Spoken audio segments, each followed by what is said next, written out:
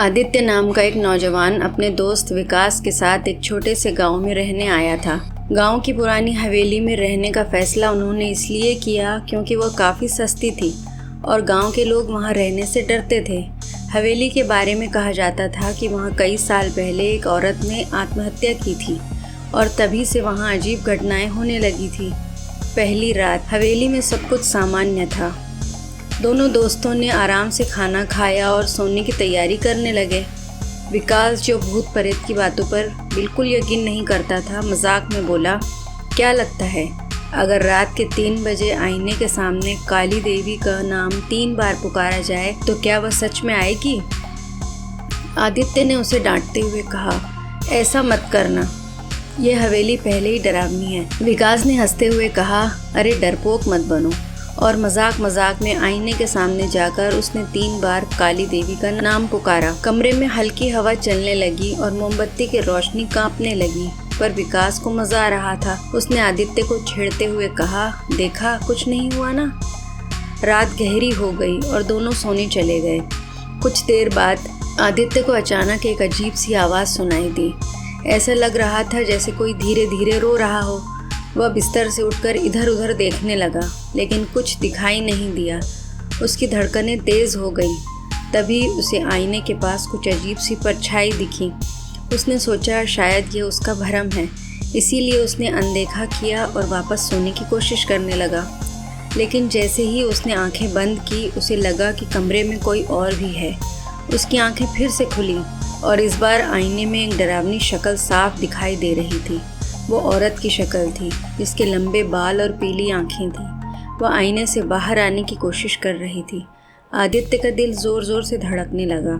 उसने चिल्लाने की कोशिश की, लेकिन आवाज़ नहीं निकली। उसी वक्त विकास भी जाग गया। वो डर के मारे कांप रहा था। उसने देखा कि कमरे की हर चीज़ अपने आप हिल रही थी, कुर्सी, मेज़ और यहाँ तक कि बिस्तर भी।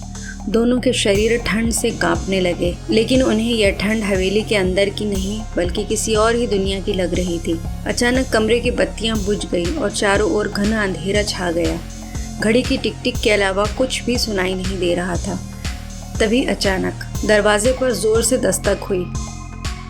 दोनों ने एक दूसरे की ओर देखा और दरवाज़ा अपने आप खुल गया। हवा तेज़ी से चलने लगी और एक अजीब सी आवाज़ कमरे में गूंजने लगी। आदित्य ने डरते हुए बाहर झांका, लेकिन वहां कोई नहीं था। वापस मुड़ते ही उसने देखा कि आईने में वो भयानक औरत अब आईने के बाहर खड़ी है। उसके कपड़े खून से सने हुए थे और उसके चेहरे पर गुस्से का भाव था। वह धीरे धीरे दोनों की ओर बढ़ रही थी। आदित्य और विकास बुरी तरह से डरे हुए थे। उन्होंने भागने की कोशिश की, लेकिन उनके पैर जमीन से चिपक गए। वो दोनों हिल तक नहीं पा रहे थे। औरत ने हाथ उठाया और जोर से चिल्लाई, तुमने मुझे बुलाया था, अब मैं कभी वापस नहीं जाऊंगी।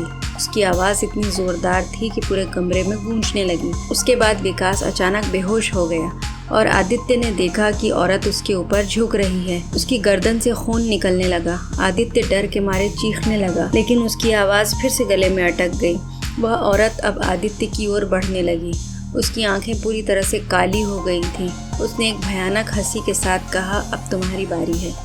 आदित्य ने अपनी पूरी ताकत लगाकर खुद को बिस्तर से खींचा और भागते हुए दरवाजे की ओर बढ़ा, लेकिन दरवाजा अपने आप बंद हो गया। उसे लगा कि अब उसका अंत आ गया है। तभी अचानक एक तेज आवाज आई और वह जमीन पर गिर पड़ा। उसके सामने औरत की परछाई गायब हो चुकी थी। अगले दिन गांव के लोग हवेली के पास पहुंचे क्योंकि उन्होंने रात भर चीखने की आवाजें सुनी। जब दरवाजा तोड़ा गया तो अंदर आदित्य और विकास बेहोश पड़े मिले।